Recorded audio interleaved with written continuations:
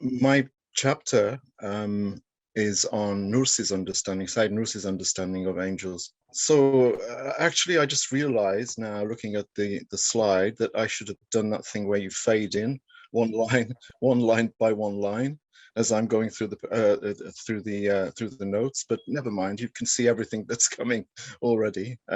So why have I chosen angels? The sequencing schedule of this seminar, of the presentations, and also the sequencing of chapters in our planned multi-authored volume has been worked out in such a way that my discussion of angels is preceded by Mashid's study of angels in the Quran. And that, in a sense, lets me off the hook when it comes to repeating all of the basic foundational information on angels.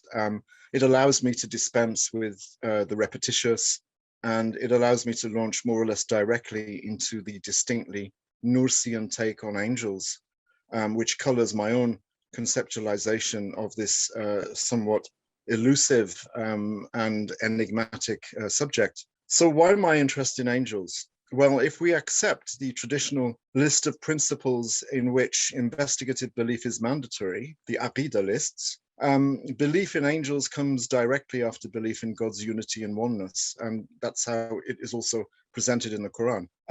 I can't recall where I read that belief in angels is actually considered by some to be a subset of belief in Tawheed. And I've often heard people say that without understanding the role of angels and their significance, divine unity and divine oneness are more or less unfathomable. And there is a tantalizing allusion to this assertion in a series of parallel debates on the use of the first person plural, the so-called pluralis majestatis, or what we call the royal we in the Quran, but that would be a digression. Another thing which impelled me to study angels was the reluctance, or we could even say the diffidence, of modern scholars of the academy to engage intellectually with the subject. This was actually brought home to me about 15 years ago when I embarked on the supervision of a postgraduate who planned to do a PhD on angels. And I recall discussing this student at a progress review and noting the look of thinly veiled disbelief on the face of the director of postgraduate studies, that a student at the turn of the millennium was seriously countenancing a 3-year study into a subject so decidedly recondite and inconsequential.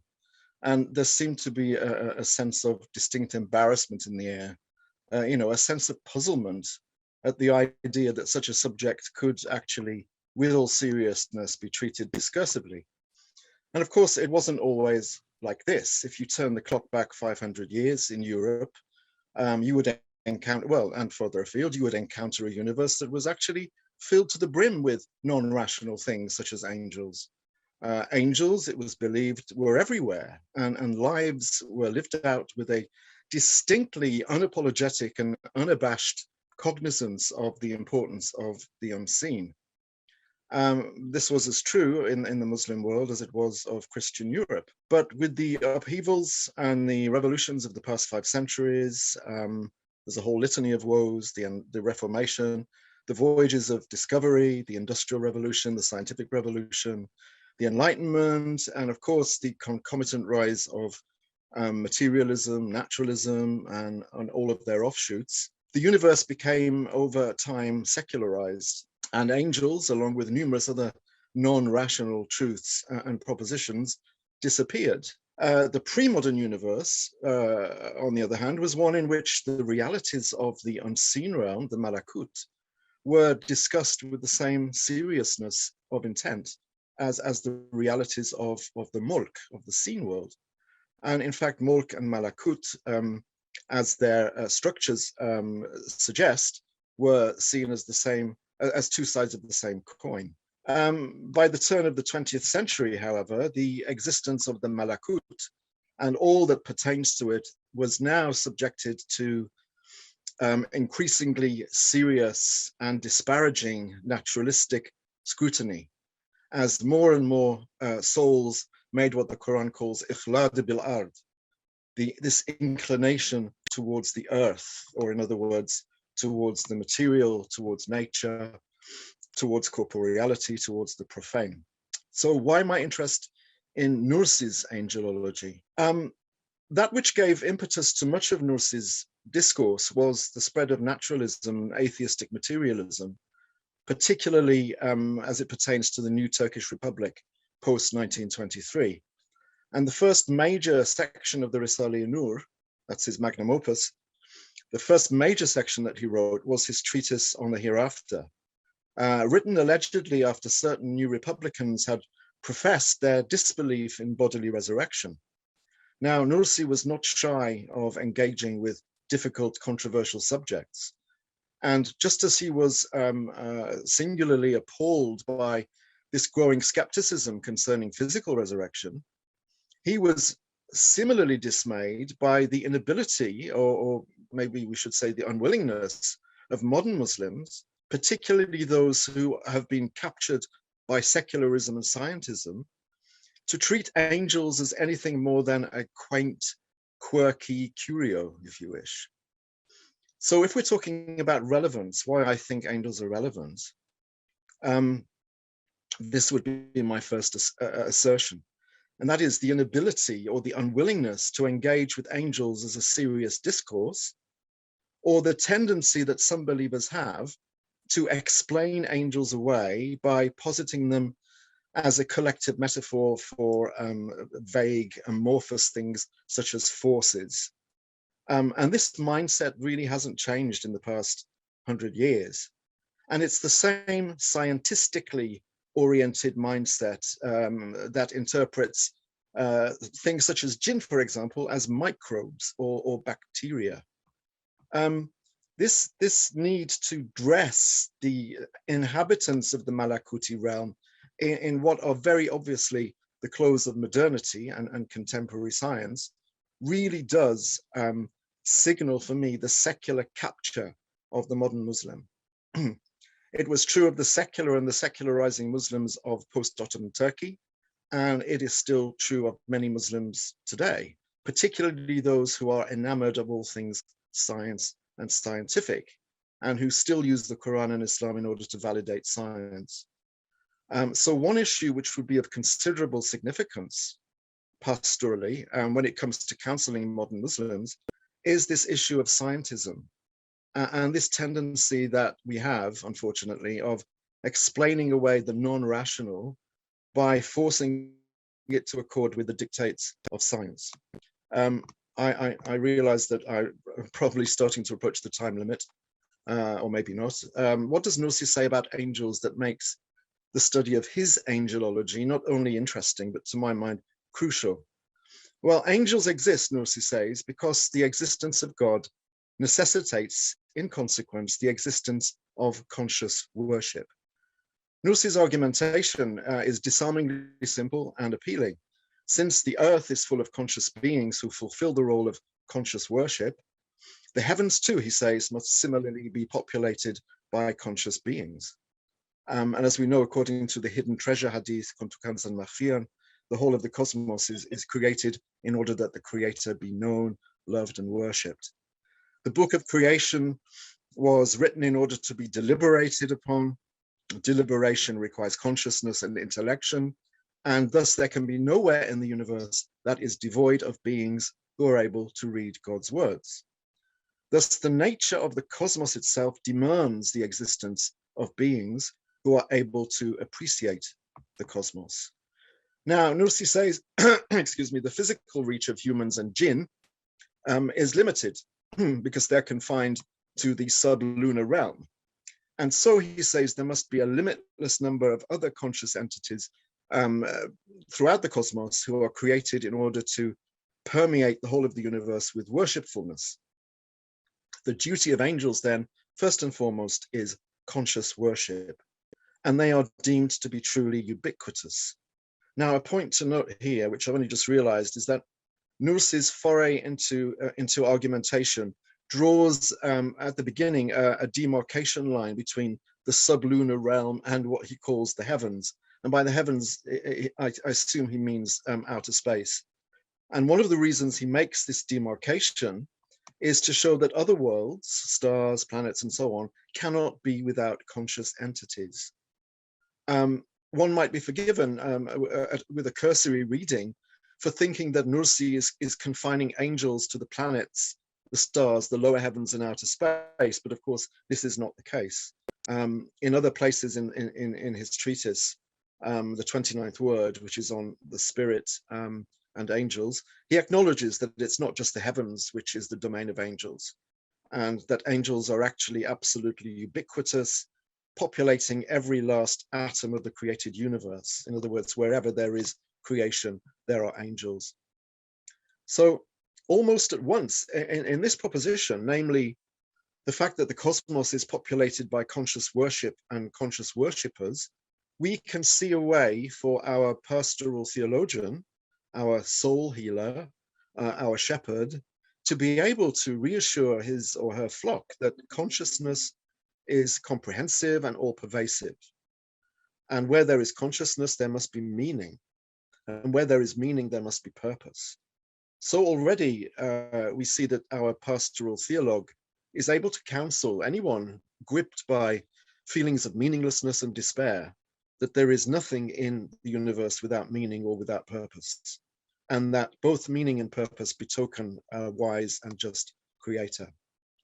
So angels are ubiquitous, and ubiquity denotes universal significance. Angels, Nursi says, are ubiquitous, and when beings enjoy ubiquity, they enjoy it for a reason. Angels, we are told, are messengers.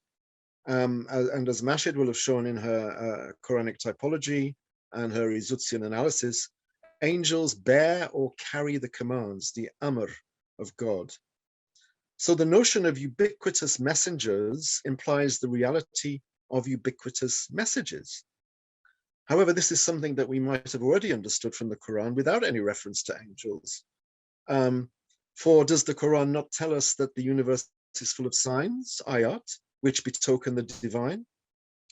That these signs are borne or carried by angels as messengers, however, adds a very important dimension to this idea of the cosmos as a gallery of divine indications. A tree is a sign, a rock is a sign, a river is a sign, a cloud is a sign. And we know too that these signs are nothing but manifestations of the Creator's beautiful names and attributes. And so we can look at a cherry tree and we can see evidence in the creation and maintenance of that cherry tree of certain attributes of perfection. So rather than see the cherry tree as a concatenation of different pieces of matter in motion, in other words, rather than see just the material reality of the tree, which is a being made out of wood, cellulose, leaves, branches, blossoms, fruits, and so on. Instead of that, the notion of the creation as a gallery of signs allows us to see the cherry tree as a place where certain attributes of perfection are manifested. Beauty, wisdom, knowledge, generosity, order, and so on. But if we add angels to the equation, it helps us to join the dots and to complete the circle. Because the tree is not only a living being, it's a being that evinces attributes of perfection, and it also evinces purpose. And anything that evinces purpose must of necessity evince consciousness and the appreciation of meaning. And this is true of anything on the tree of cosmic existence, whether it's animal, vegetable, mineral, whether it's animate or inanimate. There is nothing in the created realm that does not exhibit a sense of purpose, however apparently animate or inanimate. And that sense of purpose and that sense of consciousness is down to the presence of angels. 5 minutes left. This brings us to our next Nursian assertion, and that is that angels are responsible not only for bearing the commands which underpin the existence of beings, and not only for representing the consciousness and purposiveness of those beings, but they are also responsible for the glorification of God through the medium of those beings. And they do this by bearing the commands. And what does that mean? Bearing the commands of God means nothing more than manifesting the names of God in a manner which renders those names discernible, readable, and interpretable. So glorification consists of presenting those divine commands in ways which leave no doubt whatsoever to the onlooker that the beings in question have no part in their own creation, and that any attributes of perfection that one discerns belongs solely and exclusively to God. So as bearers of the divine Amr and as translators of the divine names into what Imam Ali calls the pillars of the cosmos, the angels are connected inexorably and inextricably with the creative process. And if angels are connected with the creative process, it follows on that the messages that they bring pertain to that process and need to be understood in that context. And this means that the created world, the cosmos that we perceive before us, is message rich, or we can see it as a conglomeration of interconnected messages. Here we see message and sign coalescing, because all signs are messages and all messages are signs. So the angels are thus both bearers of divine messages and, one might even say, the writers of the signs. They're also the translators of the divine names from the Malakut into the Mulk, into creational forms that are consistent with the truths of materiality and multiplicity. And from one perspective, angels may be considered synonymous with the material substrate of the cosmos. So Nursi himself and Mullah Sadra, actually before him, have asserted that those angels who are responsible for rainfall, for example, are themselves created out of rain. Similarly, the angels responsible for the creation and maintenance of the cherry tree are made or created out of those self-same components which comprise the physical being of the cherry tree. Now, there's much more I can say about angels. I know that there's not much time, and I've only just scratched the surface of the subject. The chapter will be considerably more involved, is considerably more involved thematically than I've been able to show here. For example, I go into considerable length about angels as the indispensable interface between the creator and the created. I also speculate about angels as what Nursi calls the embodiment of God's creative laws, and about how it's my contention that the angelic presence can actually be held accountable for what we tend to articulate as cause and effect. In other words, angels are everywhere. We see angels everywhere. But to bring this present, very broad brush overview to a conclusion, let me say exactly why the subject of angels is important for pastoral theology. Why do angels matter? So I'm coming to the end here. They matter because their existence betokens consciousness, meaning, and purpose. These qualities reassure us that there is nothing in the creation that's futile or without a goal or without a meaning. And this is of supreme importance when it comes to positioning ourselves in the world. For the tendency and temptation to pass by the cherry tree without giving it a second thought is huge. It's overwhelming. One of Shaitan's greatest achievements, of course, we know, is to convince the gullible that he does not exist. And another achievement of Shaitan's is to convince the distracted and the negligent, once he's actually distracted them and made them negligent, neglectful, his other achievement is to convince them that the cherry tree is just a cherry tree, with no meaning other than its superficial, self-referential external meaning. A cherry tree for Shaitan, this is how we would like to present it, is just a tall cylinder of cellulose and various other elements and compounds, with blossom-producing and fruit-giving capabilities. The cherry tree, therefore, has limited utility. Its wood may be good for making chairs and tables. Its fruit may be good for eating raw or baking in pies and pastries.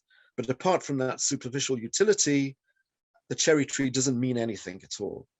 It refers to nothing apart from its own being, and to talk of the cherry tree indicating some being other than itself is to deal in futile speculation, or so Shaitan would have us believe.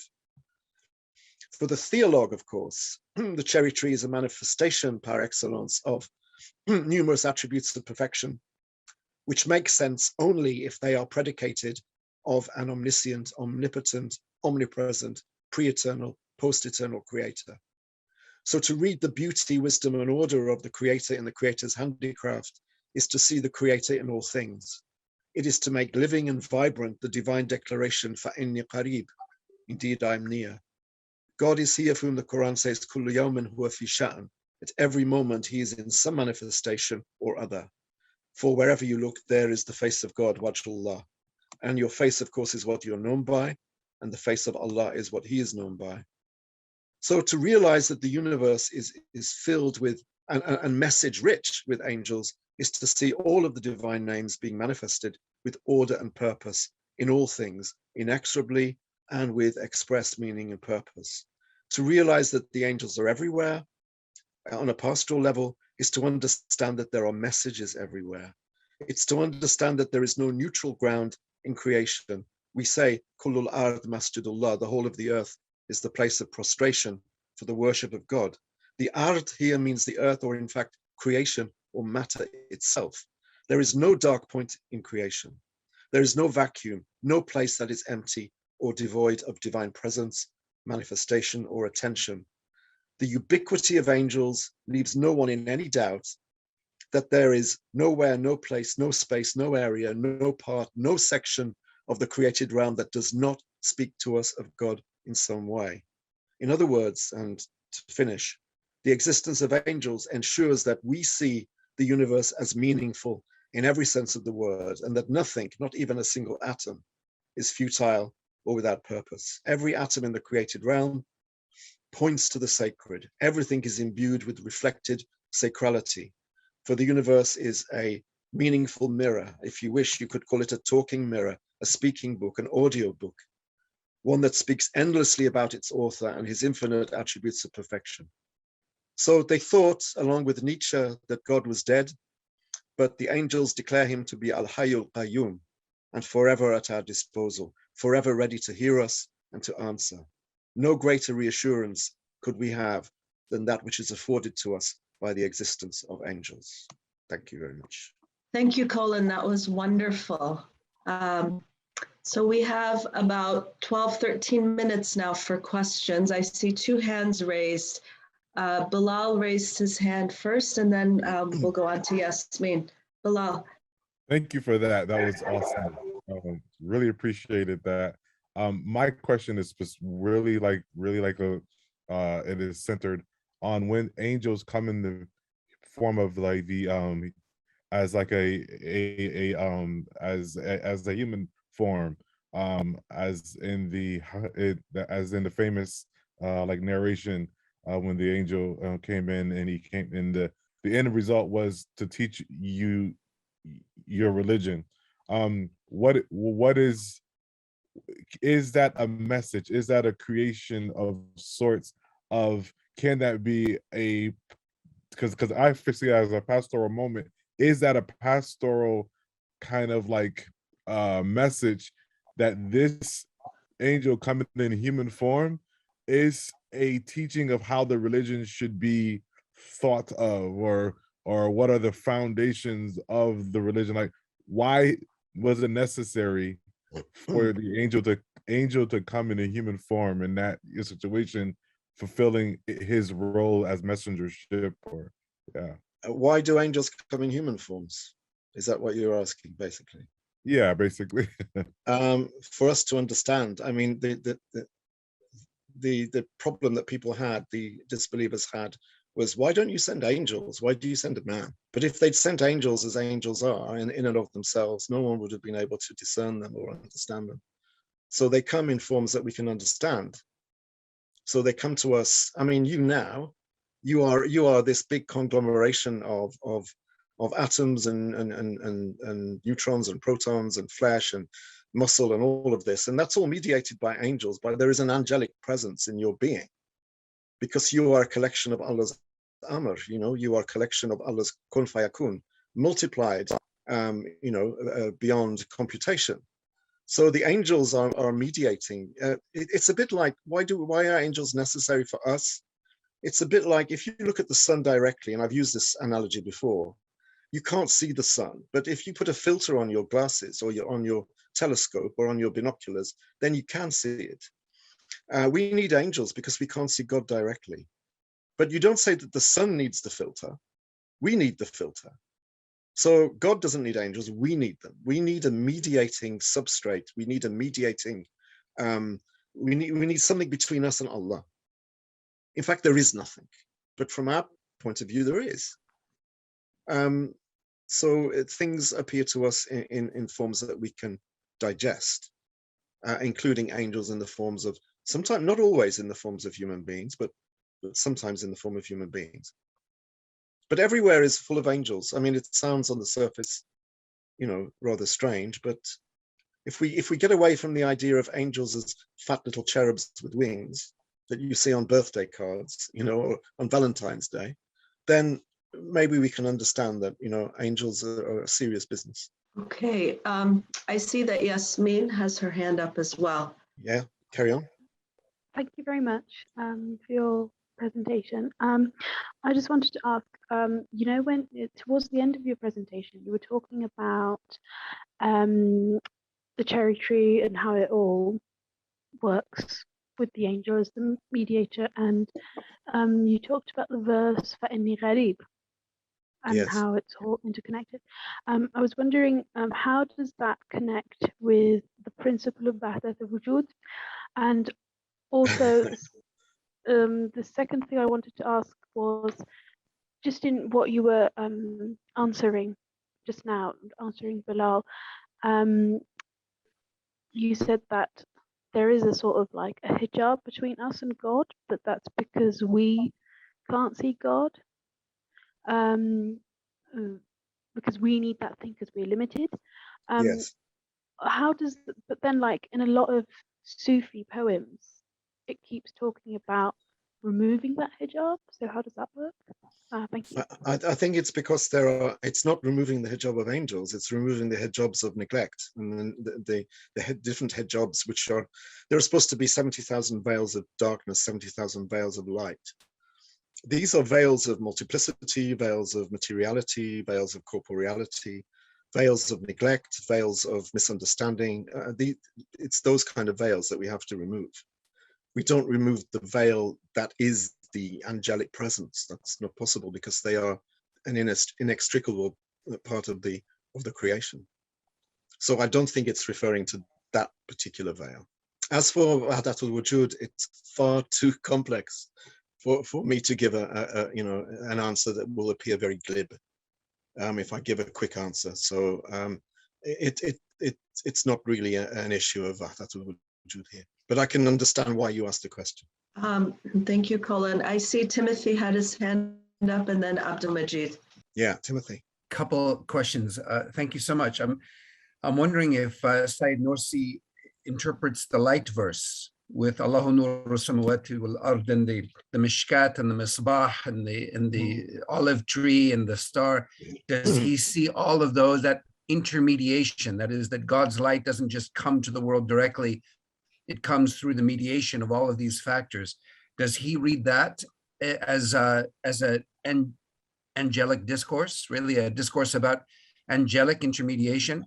I'm not sure. I have to tell you, I don't know that because I haven't read on the light verse in the Risale. I'm sure he does discuss it, but when I was doing the chapter on angels, I didn't come across that as part of my reading. I focused on one particular treatise, which is the 29th word, where he talks about, I think you mentioned before, Timothy, Ruh as well, Ruh al-Quds, where he discusses Ruh al-Quds and he discusses Hayat, life, and angels in the same place, actually. No, your question's an intriguing one, and it's one I would like to research. It seems to fit very well with what you described. Thanks for the heads up. And the final thing is, if I may, maybe I know that Sayyid Nursi does discuss the whole idea of Allahu Nuru Samawati wal Ard. I don't think in direct connection with the angels, but if that treatise would be read separately, I think somebody might maybe establish a connection. It would be worth reading. Absolutely. And then finally, you don't have to answer this now, Colin, but I just want to plant it as a seed. I'm almost hearing in Sayyid Nursi's doctrine of angelology, as you've explicated it for us, almost a kind of Islamic animism. There's a sense in which that so